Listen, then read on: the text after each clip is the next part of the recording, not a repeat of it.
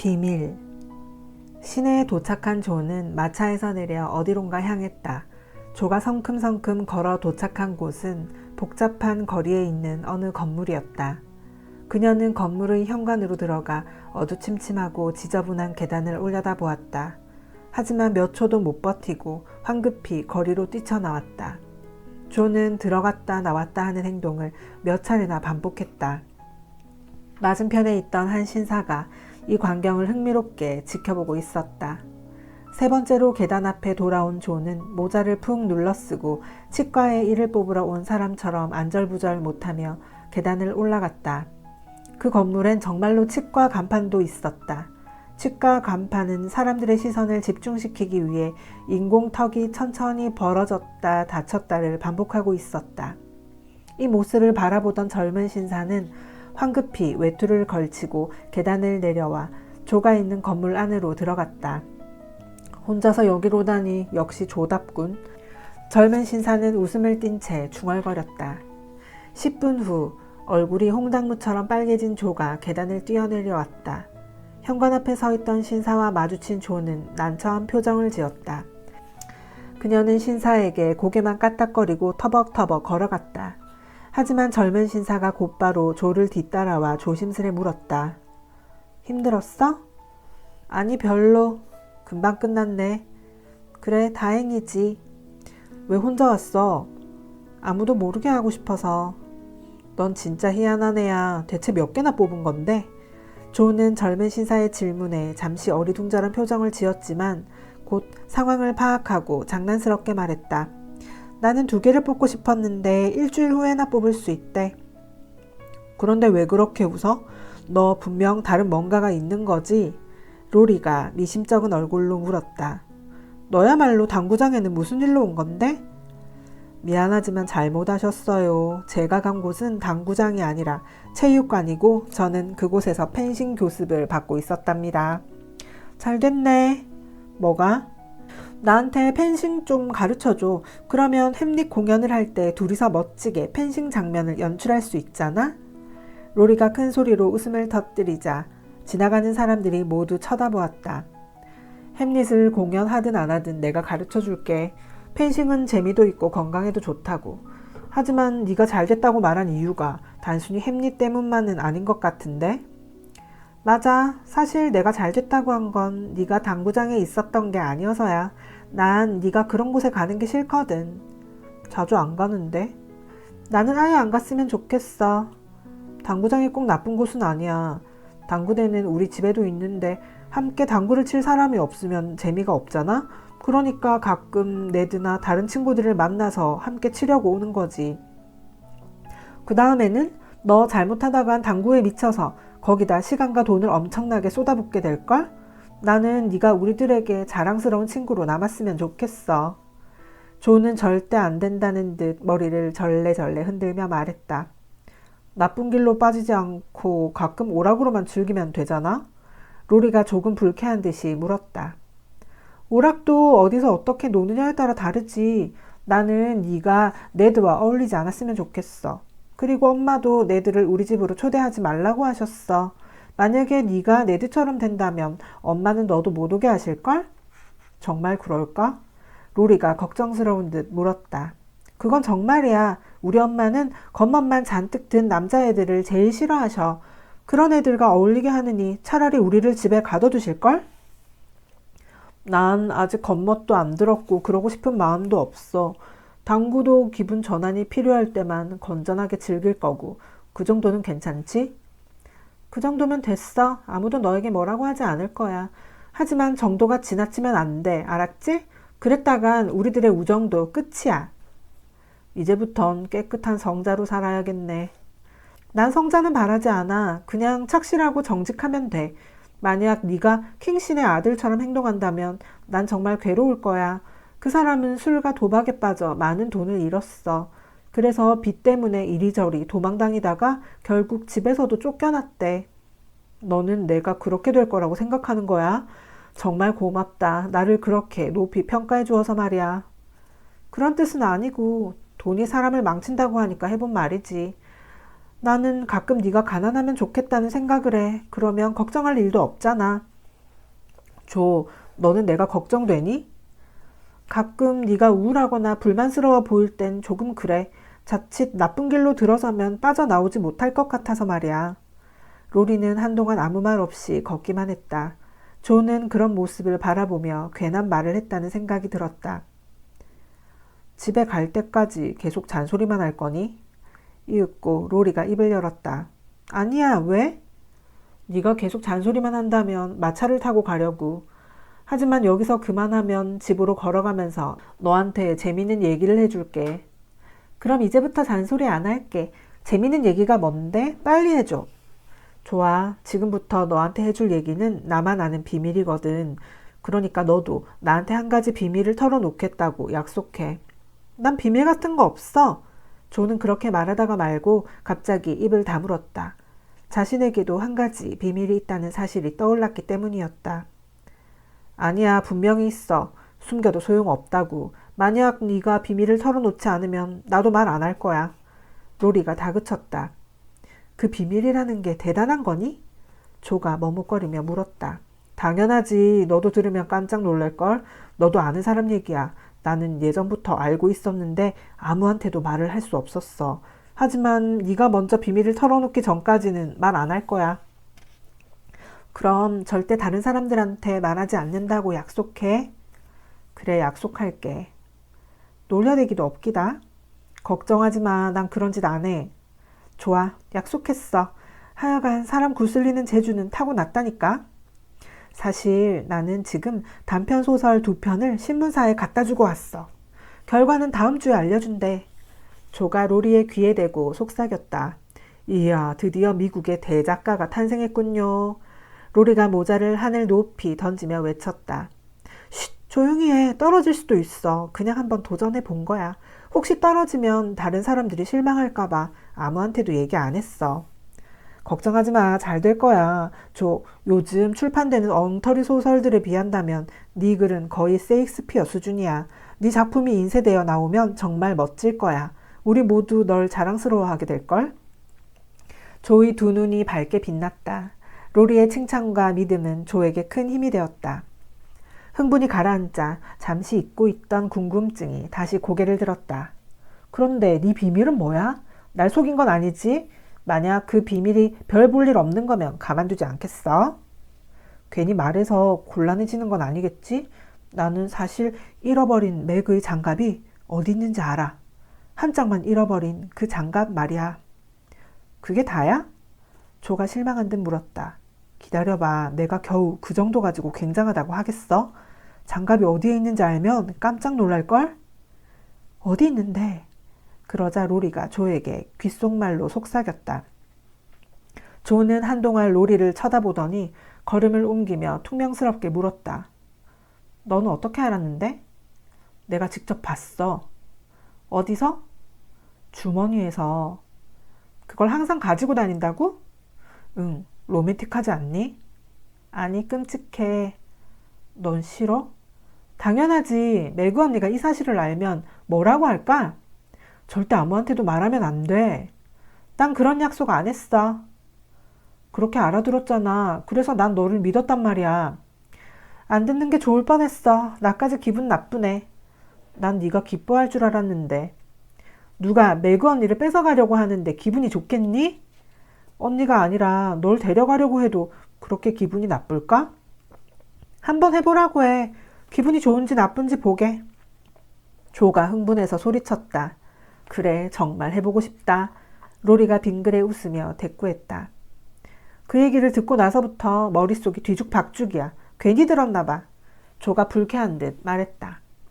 그러면 언덕 밑에까지 누가 먼저 가나 나랑 경주하자. 그럼 기분이 한결 나아질걸? 로리가 제안했다. 주변에는 아무도 없었고 앞에는 내리막길이 펼쳐 있었다. 말이 떨어지기 무섭게 조는 바람처럼 달리기 시작했다. 하지만 목표 지점에는 로리가 먼저 도착했다. 조는 머리카락을 어지러이 흩날리며 아직도 열심히 뛰어오는 중이었다. 발글에 달아오른 조의 볼 어느 곳에서도 불쾌한 기색은 찾아볼 수 없었다. 나는 내가 말이었으면 좋겠어. 그럼 이 상쾌한 공기를 마시며 자유롭게 달릴 수 있을 텐데. 그나저나 로리, 내 꼴 좀 봐. 부탁인데 내가 길에다 떨어뜨리고 온 것들 좀 주워다 줄래? 조가 단풍잎 더미 위에 털썩 주저앉으며 말했다. 로리는 조의 모자와 머리핀을 주우러 달려온 길을 되돌아갔다. 조는 아무도 지나가지 않기를 바라며 온 매무새를 가다듬고 있었다. 그때 누군가 조를 향해 다가왔다. 제일 예쁜 옷을 차려입고 길을 걷고 있던 매그였다. 조, 너 여기서 뭐하고 있는 거니? 조의 모습을 본 매그가 어이없다는 표정으로 물었다. 단풍잎을 줍고 있었어. 조가 주위에 떨어진 단풍잎을 주섬주섬 주우며 말했다. 그리고 머리핀도요. 여기서는 머리핀도 잘 자라거든요. 머리빗이랑 모자도 잘 자란다니까요. 로리가 조의 무릎에 머리핀을 내려놓으며 끼어들었다. 조, 너 또 달리기 했구나. 언제쯤 그런 짓을 그만둘 거니? 매그가 헝클어진 조의 머리를 매만지며 꾸짖었다. 난 할머니가 돼서도 그만두지 않을 거야, 언니. 제발 날 억지로 어른으로 만들려고 하지 마. 언니가 갑자기 어른 행세하는 것만 봐도 충분히 혼란스럽다고. 나는 될 수 있는 대로 오랫동안 소녀로 남아있고 싶어. 조는 그렇게 말하고 자신의 감정을 숨기기 위해 고개를 숙이고 단풍잎을 고르는 척했다. 그렇지 않아도 요즘 들어 부쩍 매그가 어른이 되어간다고 느끼던 참이었다. 게다가 로리의 얘기까지 듣고 나니 조는 매그와 헤어지게 될 순간이 더 가깝게 느껴져 두려웠다. 로리는 조의 마음을 눈치채고 재빨리 화제를 바꾸었다. 그렇게 예쁘게 차려입고 어디 갔다 오는 거예요? 가디너시 댁에 다녀왔어. 셀리가 벨 모펫의 결혼식에 대해 얘기해줬는데 정말 화려했대. 신랑 신부는 파리로 신혼여행을 갔는데 겨울을 거기서 보낼 거래. 생각만 해도 너무 멋지지 않아? 벨이 부러우세요? 응, 많이. 그거 참 반가운 소리군. 조가 모자를 푹 눌러쓰면서 툴툴거렸다. 왜 그래? 매그가 이해할 수 없다는 듯 물었다. 그토록 부자의 생활을 부러워하는 언니라면 가난뱅이랑은 결혼하지 않을 테니까. 그러자 로리가 조에게 무언의 경고를 보냈다. 조는 인상을 찌푸리며 더 이상 아무 말도 하지 않았다. 나는 아무하고도 결혼하지 않을 거야. 매그는 이렇게 대꾸하고 품위 있게 걷기 시작했다. 조와 로리도 그 뒤를 따라 집으로 향했다. 둘은 웃고 소곤대며 걸었고 중간에 물수제비를 뜨기도 했다. 매그도 좋은 옷을 차려입지만 않았다면 두 사람과 함께 어울렸을지도 모른다. 하지만 그날은 왠지 두 사람 모두 어린아이 같다는 생각이 자꾸만 들었다. 그 후 한 2주 동안 자매들은 조의 이상한 행동 때문에 무척 당황했다. 집배원이 도착하기 무섭게 쏜살같이 현관으로 달려나갔고 로리의 가정교사 브룩시에게 무례하게 대했다. 또 가끔 시무룩한 얼굴로 매그를 쳐다보다 갑자기 벌떡 일어나 키스 세례를 퍼붓기도 했다. 로리와는 뭔가 신호를 주고받으며 날개편 독수리에 대한 얘기를 나누곤 했다. 그렇게 2주가 흐르고 어느덧 토요일이 되었다. 창가에 앉아 바느질을 하던 매그는 로리와 조가 숨바꼭질을 하며 정원 여기저기를 헤집고 다니는 걸 보았다. 조는 요리조리 잘 피해 다녔지만 결국 에이미의 정자 앞에서 로리에게 붙잡혔다. 곧이어 신문을 요란스레 넘기는 소리와 함께 두 사람의 웃음소리, 무언가 속닥거리는 소리가 들려왔다. 매그는 조의 얌전하지 못한 행동 때문에 낯이 다 뜨거워졌다. 저 애를 어쩌면 좋지? 숙녀처럼 행동할 생각이 전혀 없는 것 같아. 난 지금의 조 언니 모습이 좋은데 항상 생기 넘치고 유쾌하잖아. 베스가 말했다. 사실 베스도 조가 자신에게 뭔가를 숨기고 있는 게 몹시 서운했지만 겉으로 내색하지 않았다. 조 언니를 억지로 숙녀로 만들 수 없다는 걸 언니도 알잖아. 머리카락을 지지고 있던 에이미가 말했다. 잠시 후 조가 신문을 들고 방 안으로 뛰어들어왔다. 그리고 소파에 드러누워 신문을 열심히 읽는 척했다. 신문에 뭐 재미있는 기사라도 있니? 매그가 상냥하게 물었다. 그냥 뭐 신문에 실린 소설을 읽는 중이야. 언니만 보지 말고 큰 소리로 한번 읽어줘. 우리는 즐겁고 읽는 동안 언니는 얌전히 있을 거 아냐? 에이미가 어른스럽게 말했다. 제목이 뭐야? 베스는 조가 신문으로 얼굴을 가린 이유를 궁금해하며 물었다. 숙명의 라이벌 하가들.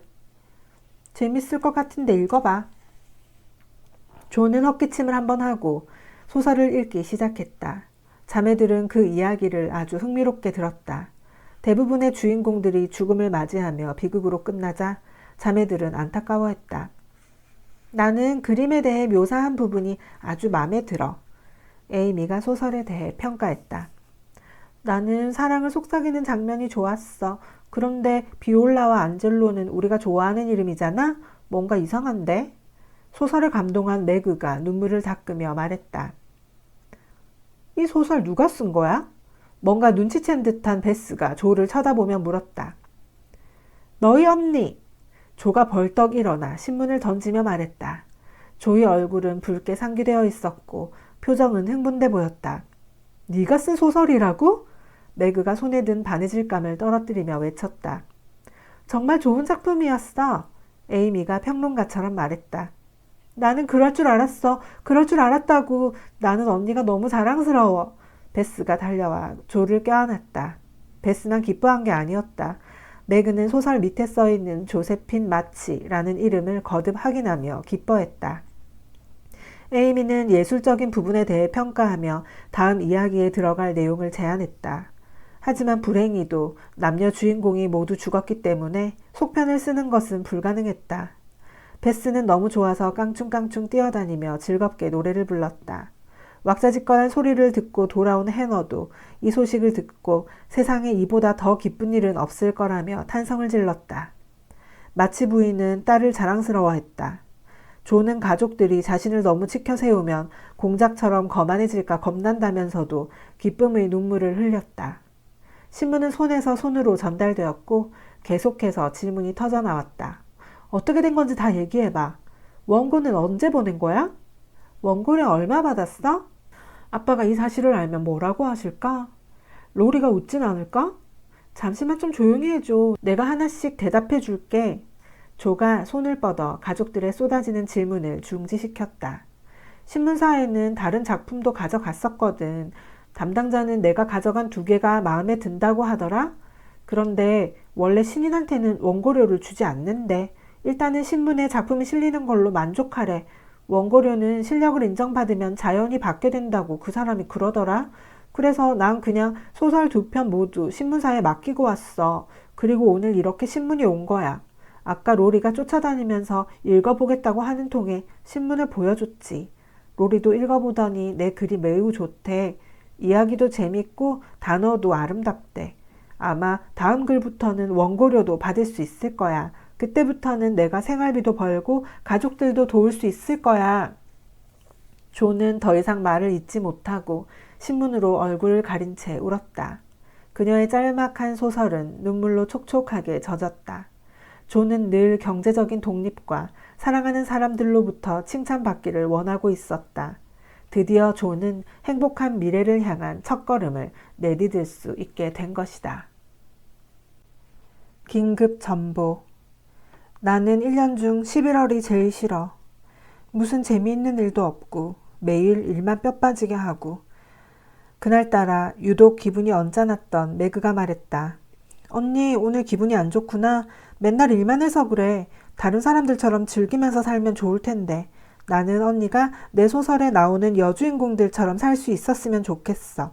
어느 날 갑자기 부자 친척이 언니에게 막대한 유산을 물려주는 거야.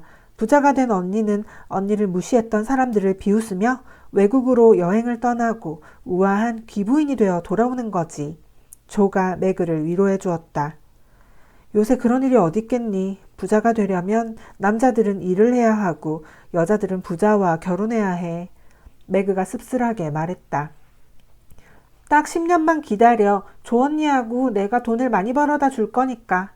구석에서 찰흙을 가지고 놀던 에이미가 말했다. 말은 고맙지만 잉크랑 찰흙 덩어리만 믿고 그렇게 오랜 시간을 기다릴 순 없어. 매그는 한숨을 쉬었고 다시 쓸쓸히 정원을 바라보았다. 조는 팔꿈치를 괜 채 침울한 표정을 지었고 에이미도 기분이 상해 찰흙을 내리쳤다. 우리에게 2가지 재밌는 일이 생길 것 같아. 엄마가 집으로 오시는 중이고 로리 오빠도 이쪽으로 뛰어오고 있어. 뭔가 좋은 소식이 있나 봐. 다른 쪽 창가에 앉아있던 베스가 말했다. 두 사람은 거의 동시에 집으로 들어왔다. 아빠한테 편지 온 거 없니? 마치 부인은 여느 때처럼 자매들에게 물었다. 나랑 같이 마차 타고 싶은 사람? 수학 공부를 너무 많이 해서 머리가 지끈거려. 바람 좀 쐬면서 머리를 식히고 싶은데 마침 부룩 선생님도 집까지 모셔다 드려야 하고. 조, 같이 갈래? 매그는 어때요? 마치 부인과 로리는 거의 동시에 말했다. 고맙지만 나는 할 일이 많아서 말이지. 매그가 일감을 바라보며 말했다. 사실 그건 핑계였다. 젊은 남자와 자주 만나지 말라는 엄마의 충고가 생각났기 때문이었다. 우리들은 금방 준비하고 내려올게. 에이미는 이렇게 말하고 손을 씻으러 달려갔다. 제가 뭐 도와드릴 일 없을까요? 로리가 마치 부인에게 평소처럼 상냥하게 물었다. 혹시 괜찮다면 돌아오는 길에 우체국에 들러주겠니? 애들 아버지한테 편지가 오는 날인데 집배원이 오지 않는구나. 애들 아버지는 시계처럼 규칙적인 분이신데 아마 편지 배달이 늦어지고 있나 봐. 그때 요란한 초인종 소리가 들렸고 곧이어 해너가 비틀거리며 전보를 가져왔다.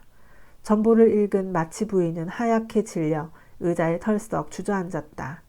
로리는 재빨리 물을 가지러 갔고 매그와 해너는 마치 부인을 부축했다. 조는 떨리는 목소리로 전보를 읽었다. 마치 부인께 남편분께서 위독하니 속히 와주시기 바랍니다. 블랭크 병원. 조가 전보를 읽고 나자 방 안은 순식간에 침묵에 잠겼다. 이 소식에 하늘도 놀란 듯 갑자기 캄캄해졌다. 자매들은 삶에서 평화와 행복을 영영 잃어버릴 것 같은 불길한 예감에 사로잡혔다. 마치 부인은 정신을 가다듬고 자신의 주위로 몰려든 딸들을 끌어안았다. 당장 가봐야겠다. 하지만 너무 늦었을지도 모르겠다 얘들아. 엄마가 이 시련을 잘 이겨낼 수 있도록 도와주렴.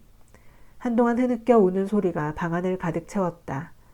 뒤이어 눈물로 범벅이 된 위로의 말들, 도와주겠다는 다짐이 쏟아졌다. 마치 부인은 차분하게 자매들이 해야 할 일을 일러주었다. 조, 너는 지금 당장 부녀의 모임 장소에 가서 킹 부인께 내가 못 간다고 전해드리렴. 그리고 돌아오는 길에 이 종이에 적힌 물건들을 사오고 아빠를 간호하는 데 필요한 물건들이란다. 병원 매점에 없는 것들이거든. 그리고 베스는 로렌스 씨한테 가서 좋은 포도주 2병만 달라고 해다오. 아빠를 위한 일이니 자존심은 버리거라. 그리고 에이미는 해너에게 검은 여행 가방 좀 내려달라고 하렴. 매그는 내가 물건 챙기는 일 좀 도와주고. 매그는 한 손에는 실내화 한 짝을, 다른 손에는 찻잔을 들고 현관으로 나오다가 브룩 씨와 마주쳤다. 아버님의 일에 대해 들었습니다. 마치양, 제가 당신 어머님을 모시고 가겠습니다. 마침 로렌스 씨 지시로 워싱턴에 가게 되었는데 가는 길에 어머님을 도울 수 있으면 좋겠습니다. 매그는 감사의 인사를 하려다 실내화를 떨어뜨렸고 하마터면 찻잔도 같이 떨어뜨릴 뻔했다. 브룩 씨는 매그의 정중한 인사에 당황했다. 정말 감사해요. 그리고 로렌스 씨께도 감사하다고 전해주세요. 엄마도 기뻐하실 거예요. 누군가 옆에서 엄마를 보살펴준다면 우리도 안심이 될 거예요. 너무나 감격한 매그는 좀 전에 자신이 무슨 일을 하고 있었는지 잊어버렸다. 브룩 씨는 눈짓으로 매그에게 차가 식고 있다는 사실을 알려주었다. 그제야 매그는 정신을 차리고 엄마에게 이 소식을 전해주러 갔다. 로리가 마치 할머니의 답장을 들고 돌아왔을 때에는 이미 준비가 다 끝난 상태였다. 그러나 조는 아직까지 소식이 없었다. 식구들은 조가 걱정되기 시작했다. 온 가족이 함께 조를 찾아 나서려고 할 때 조가 어색한 미소를 지으며 집 안으로 들어섰다. 그리고 곧장 엄마에게 다가가 돌돌 말린 지폐 한 뭉치를 내놓았다. 엄마, 이 돈이 아빠에게 조금이라도 보탬이 되었으면 좋겠어요. 조가 목이 맨 소리로 말했다. 조, 이 돈 어디서 났니? 세상에 25달러나 되잖아. 설마 나쁜 짓이라도 한 건 아니지? 아니에요. 제가 정직하게 번 돈이에요. 절대 구걸이나 도둑질한 게 아니라고요. 조는 이렇게 말하며 모자를 벗었다. 그러자 가족들의 입에서 비명이 터져 나왔다. 조의 그 아름답던 머리카락이 짧게 잘려져 있었다. 조, 너 왜 그런 거야? 언니가 가장 아끼고 자랑스러워하던 거잖아.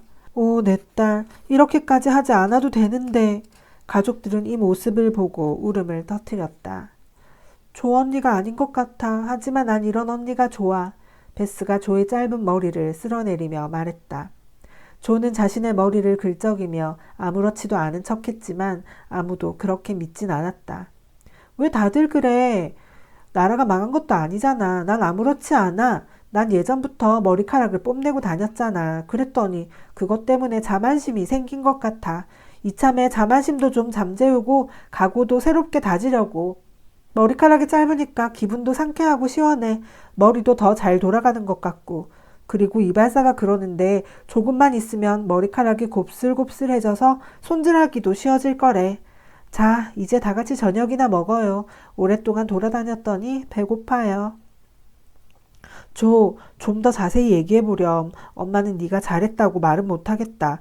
하지만 아빠를 위해 한 일이니 더는 꾸짖지 않으마. 얘야, 굳이 그럴 필요까진 없었는데 나는 네가 나중에 후회하지 않을까 걱정이구나. 마치 부인이 걱정스럽다는 듯 말했다. 걱정하지 마세요. 절대 후회 안 할 거예요. 조가 확신에 찬 목소리로 크게 외쳤다. 대체 머리를 왜 자른 거야? 머리를 자르느니 차라리 목을 자르는 게 낫다고 생각하는 에이미가 물었다. 내 힘으로 아빠를 위해 뭔가 하고 싶었어.